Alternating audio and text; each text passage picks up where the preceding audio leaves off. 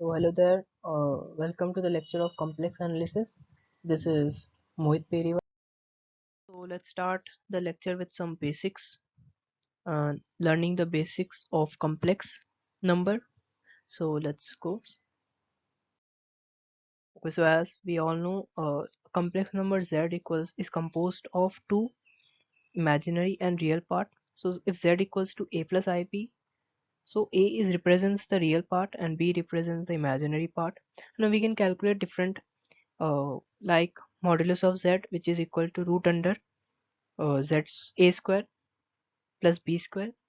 Now in polar form z can be represented as r e to the power I theta, where r is the magnitude and theta is the angle from the x coordinate. Okay, angle.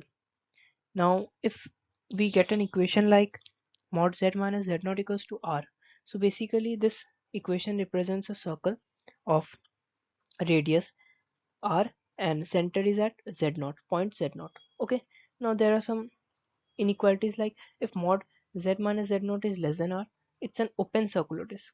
If less than equal to r, it's closed circular disk. If it's less greater than r1 and less than r2, it's open annulus. And similarly, if it's greater than equal to r1 and less than equal to r2, it's closed annulus. Now see, we all know that if discriminant is 0, it forms the imaginary part of the complex number. We know I equals to root minus 1, so I square is minus 1, I cube is minus I, and I to the power 4 is I. Further, we also know that I square equals to minus 1. Okay, so a complex number is represented as this, as we discussed it. RE of Z is A and IM of Z is B. Modulus. Okay, we can also calculate the argument, that is theta, which is equals to b by a, which is basically imaginary part by real part. Okay, and conjugate is nothing, just a minus ib, means the imaginary part is negative of previous one. Okay, and but modulus of conjugate and the complex number is same. Okay, so let's discuss about limit and continuity. So now if fx is a complex number which can be decomposed into real and imaginary parts, so we can just represent a complex number fx as ux plus ivx. Okay, now where u and v are real valued functions of a real variable. So if we say that f is continuous at x naught, if this and this individually it are continuous at x naught. Okay, now let's consider, we are discussing about complex, so let's consider a complex variable z and a function of z. So we say f is continuous as z naught if. Now see, for continuity as will come, let's see the limit. Now limit z tends to z naught, f of z is l. Okay, this is the limit, we get an answer l. Now this is f is defined in the neighborhood of z naught except at z naught itself. Okay, so if we are given like epsilon greater than 0 and so there exists delta greater than 0 such that this condition, so we will get this f of mod f of z minus l is less than epsilon. Okay, now let's discuss about continuity. So if limit z tends to z naught, f of z equals to f of z naught, if this condition is satisfied, okay, then the function of complex variable z is continuous in every point of its domain. So if limit z tends to z naught, f of z equals to f of z naught, just this condition and it's continuous. Okay, so let's discuss how to calculate differentiability of a complex valued function. So now, if f equals to u plus ib is a complex value of real variable x, just a function of x. Okay, so then derivative of f at a point x naught is simple. F dash of x naught equals to u dash of x naught plus I v dash of x naught, means basically u dash and v dash differential value at particular point x naught, so we'll get f dash of x naught. But in case of complex valued function like f equals to u plus iv, where it's not a function of x, it's a complex of a complex variable z x plus iy, so it's like derivative of f of z at z naught is represented by itna. So this is equal to limit delta z tends to 0. Okay, f of z naught plus delta z minus f of z naught by delta z, provided this limit exists. Okay, this is a specific condition to be specified. A limit should exist. So we can write f this of z naught equals to limit z tends to z naught f of z minus f of z naught by z minus z naught. Okay, so it's quite simple. If you are given a point where you have to find the differentiability derivative of the function of complex valued function f of z, so simple. It's like take the limit at that particular point z naught and just f of z minus f of z naught by z minus z naught, provided the limit should exist. If limit does not exist, no derivative is possible. Now we'll discuss analytic functions and Cauchy-Riemann equations in the further video. Okay, so analytical function is something which, if f of z, a function of complex value, is differential in a domain of z naught, or d belongs to a complex zone domain, so rational function f of z should be equal to, it should be represented in this form: p of z by q of z. Okay, let's see. The necessary and sufficient conditions for a function itna to be analytical are that the four partial derivatives of its real and imaginary parts should satisfy the Cauchy-Riemann equation. Okay, now we'll discuss about the Cauchy-Riemann equation in the next slide. But just keep in mind that if a function has its derivatives of particular u and v satisfying Cauchy-Riemann equation, it has to be analytical function. Okay, and further, if the four partial derivatives of its real and imaginary parts are continuous, so if dou u by dou x, dou v by dou y, simultaneously dou u by dou y, dou v by dou x, if these are continuous and the it satisfies the Cauchy-Riemann equation, then these functions are analytical. So it's quite simple. Or if it is represented, it can be represented in this form, it's analytical. Okay, so analytical is quite easy, but we'll learn about Cauchy-Riemann equation in the next slide. Okay, so now let's discuss Cauchy-Riemann equations. It's basically use of a partial derivatives of u and v to allow us to do two things. So first is to check if function has a complex derivative, and second to compute that derivative. So this can also be used to check whether a function is differential or not. Means if it is has a derivative, so we can use that derivative in our equations to satisfy Cauchy-Riemann equation. So see the theory: f of z is a function u x y plus I v x of y, x comma y. So this z naught is something like this. Okay, so first order partial derivative of u and v must exist at x naught and y naught. So this must satisfy the Cauchy-Riemann equation.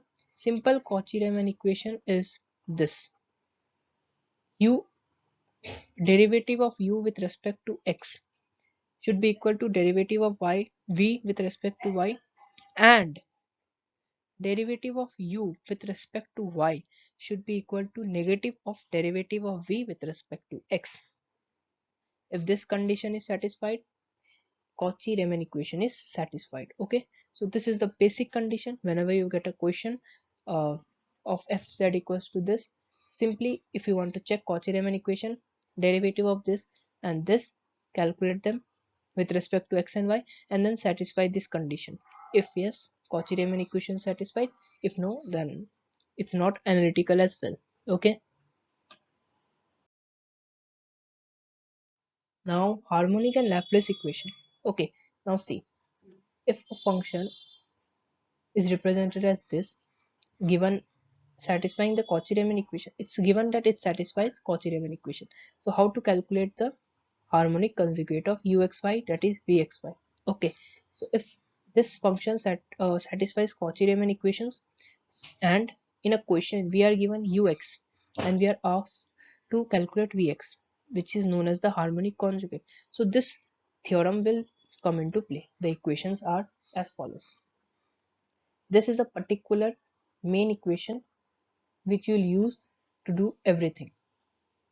Okay, now if it satisfies Cauchy-Riemann equation, then the before this slide we learned two equations, ux equals to vy and uy equals to minus vx.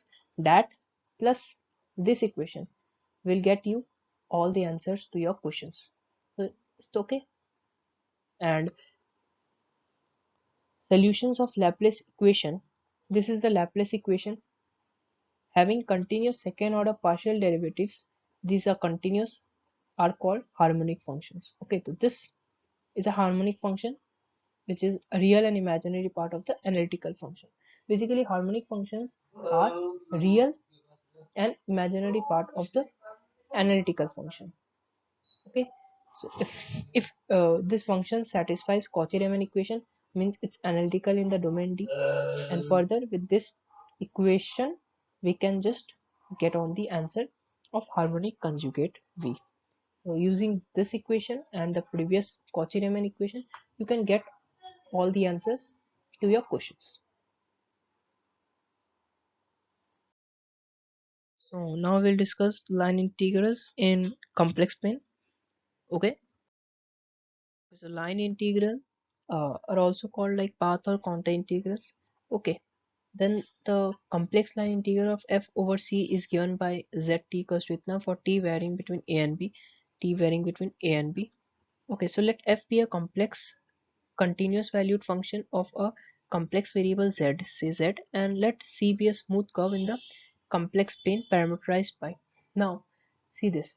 Complex definite integral are called complex line integral and denoted by this. This is an integration over a curve c in the domain and f of z dz. It is an complex integral, so it is calculated very simply. We'll learn about it. Now, this f of z is the integrand integrated over a given curve c. Okay, and c is any curve which is parametrically represented as z of t is x of t plus iy of t, where t is a say b. Okay, so t is a say b means the initial and the extreme point of integration is basically a and b.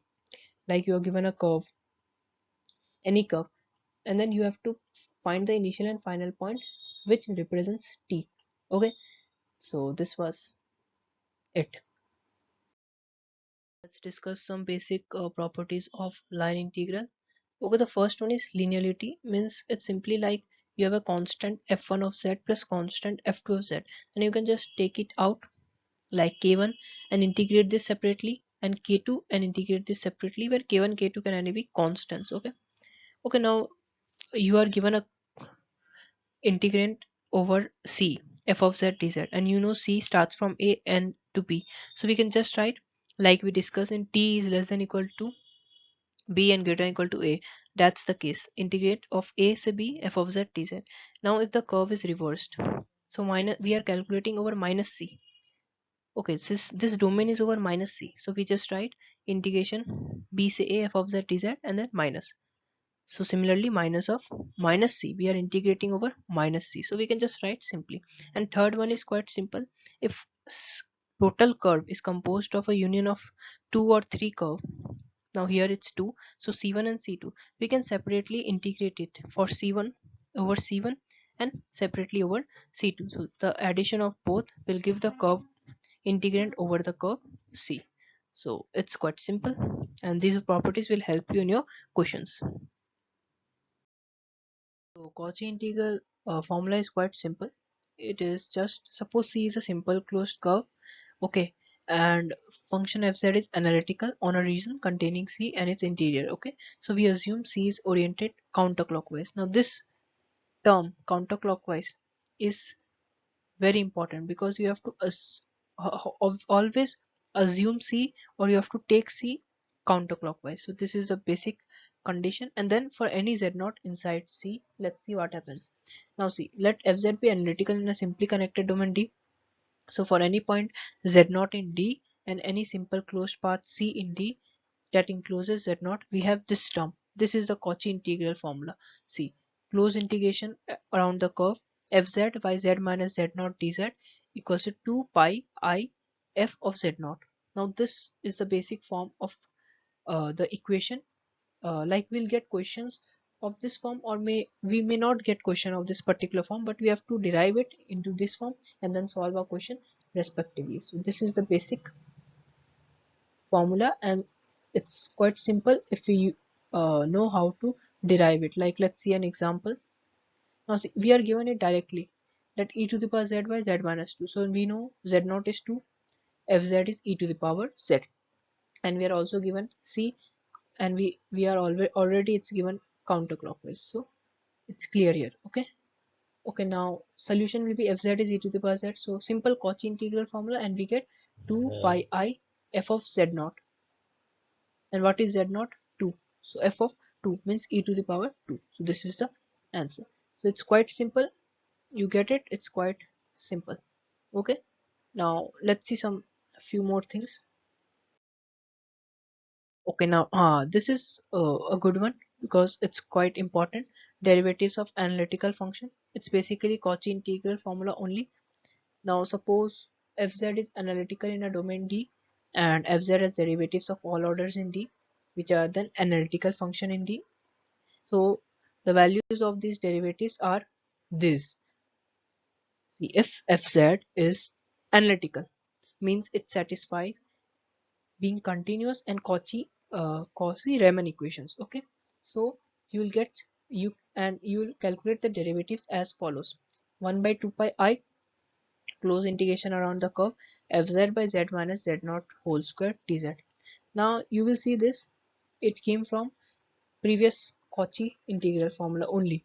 So this is just a derivation of that only, and you can simply get it around. Like if you are asked to calculate the second derivative, okay, second derivative you can just take on this formula.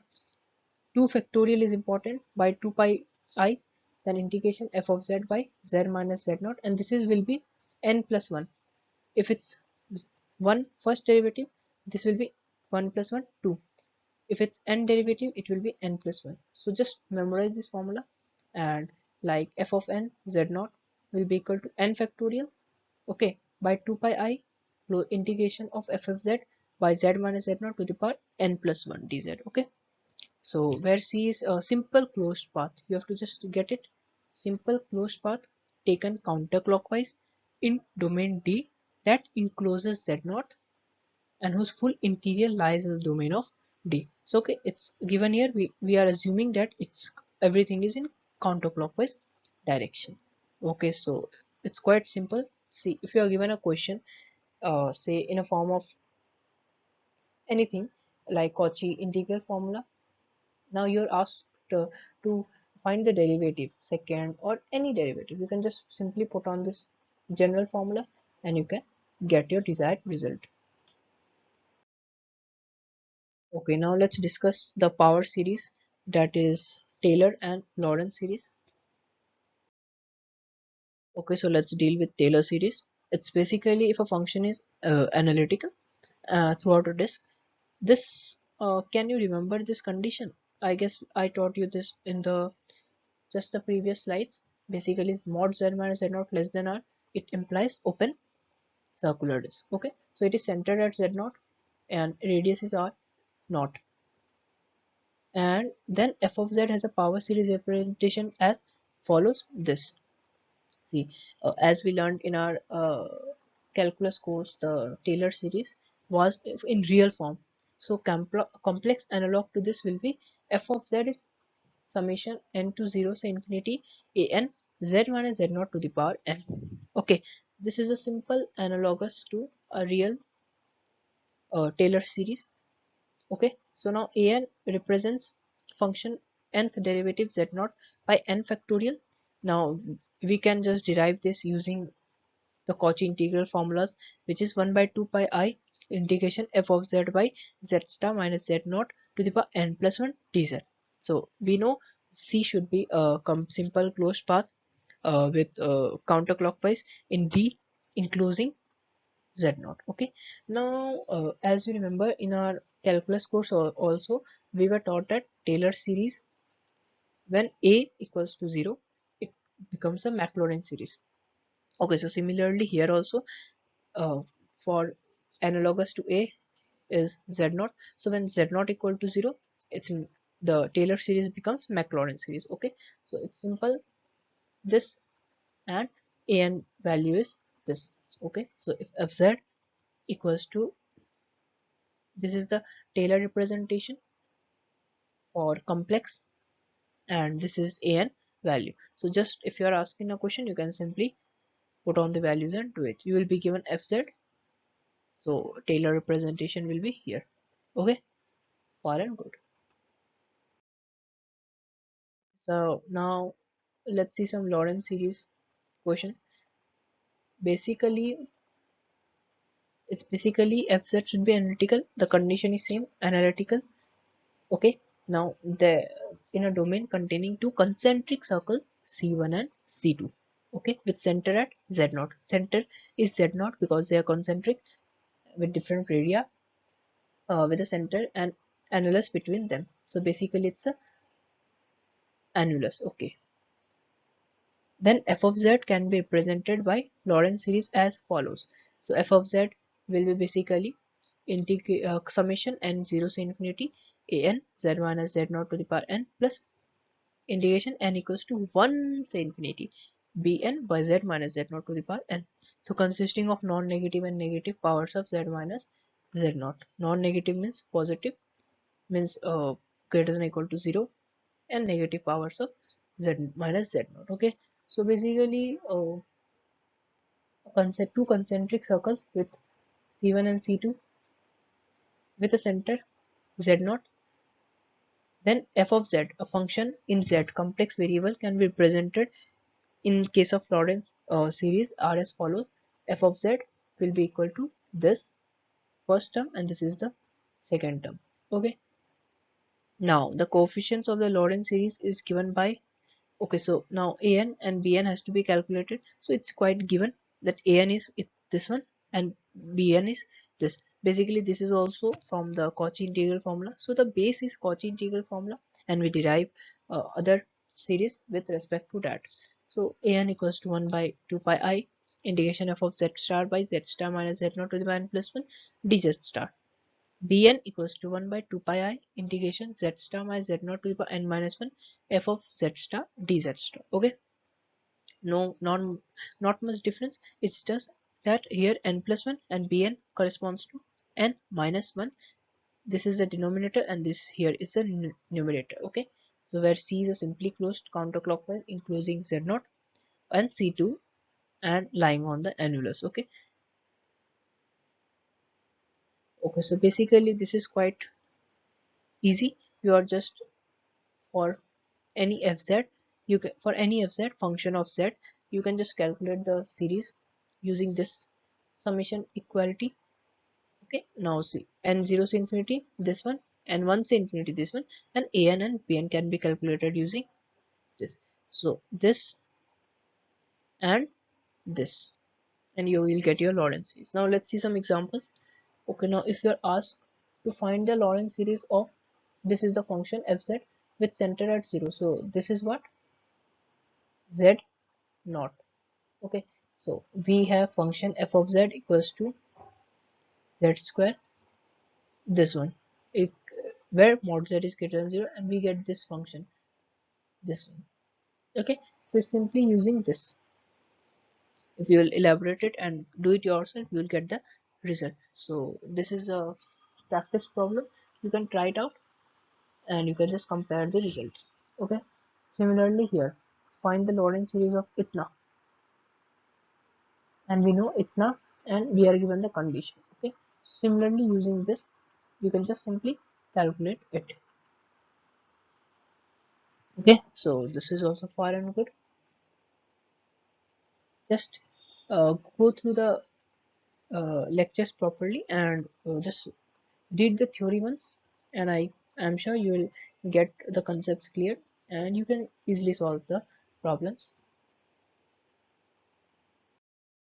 Okay, so let's discuss the basics of singularity. So now let's see the definition. It's basically a function f of z is said to be singular at a point z equal to z naught if it is not analytical at that particular point, but also it's function at neighborhood of z naught is analytical. Means you can simply say at particular z equal to z naught, the function has a singular point if it's not analytical at particular z naught, but is analytical in the neighborhood of z naught, in certain points in the neighborhood of z naught. So let's say an example like f of z is 1 by z. So we can say, yeah, 1 for 1 by 0 it's infinity. So f z equal to 0 is a singular point because at particular z equal to 0 it's not analytical because it's not continuous. Okay, but in the neighborhood, like you say, is point 0.1 or anything in the neighborhood of 0, it's analytical, so it's a singular point. Similarly for this, you can see z equals to 1 and 2 because it leads to infinity. And for this, e to the power z is continuous in complete domain, so f of z has no singular point. So for every entire function f, there is no singular point. Okay, so basically for functions uh, like e to the power z and I guess x square or xy equal to x. So these are basically continuous functions. So they do not have any singular points. Means they are analytical at every point in the domain. So yeah, singularity. Okay, so I have provided some practice problems as well in this slide so that you can practice them to make your concepts more clear, and you can use your concepts learned in that particular problem and see how it works. Okay, so these are few problems which will test your ability to solve that particular question using all the concepts we learned, like analytical functions, Cauchy-Riemann equations, Cauchy integral theorems, and many other whatever we learned. You just apply them in here and you'll understand them more better. Okay, so thank you everyone. Hope you liked the video, the lecture, and thank you again.